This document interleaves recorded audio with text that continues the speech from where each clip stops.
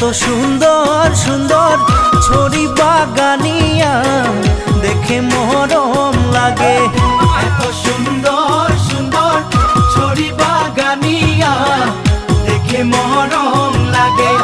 শিরিষের তলে তলে হাসে পাতা তুলে দেখে মজা লাগে। শিরিষের তলে তলে হাসে পাতা তুলে দেখে মজা লাগে।